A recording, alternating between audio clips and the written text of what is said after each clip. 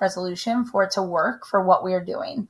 So you want to go to, and let me just rewind so you can see from the beginning. You want to open a new tab in Google and you want to search whatever you're doing. So I'm going to search rundown buildings, but you could search an empty forest or a chaotic classroom or whatever that thing is. So I'm going to go ahead and hit rundown buildings. Once I do this, I want to go to images because that's what I'm looking for. And then if you look up here, there's a thing called tools, and that's what you want to click on. When you do that, you'll notice that these items pop up. You want to go over to size and you want to go to large. These are going to be pictures that are hopefully big enough resolution wise for you to work.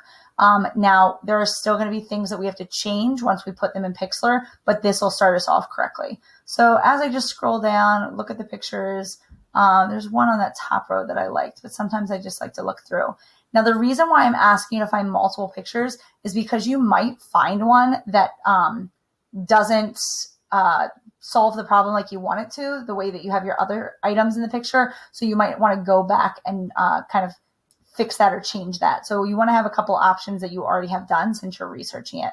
Now, I want to click on a couple so you can see this. So when I look at this one, you can tell that there are these things called watermarks, and you don't want this because you definitely don't want text written along your picture if we're trying to make it look super hyper realist.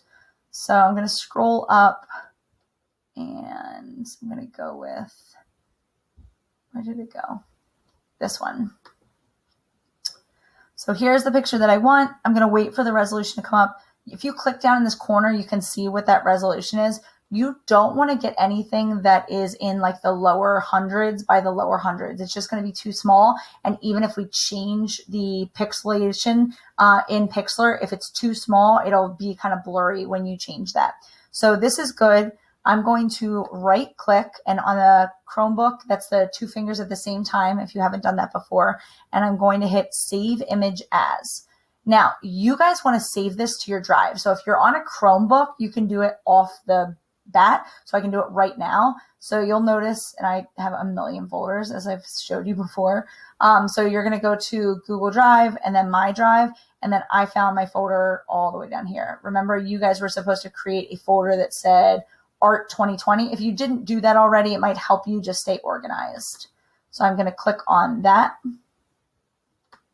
And you'll see up here now, I'm saving it to Art 2020.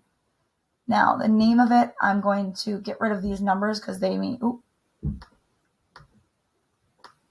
I'm going to get rid of these numbers because they mean nothing to me. The title of this is actually connected, so I'm going to leave part of it. But if it was just random title, then you can always go back and totally change the name. So I'm going to go ahead and save it. And then what I should see now, if I go to my drive and I open Art 2020,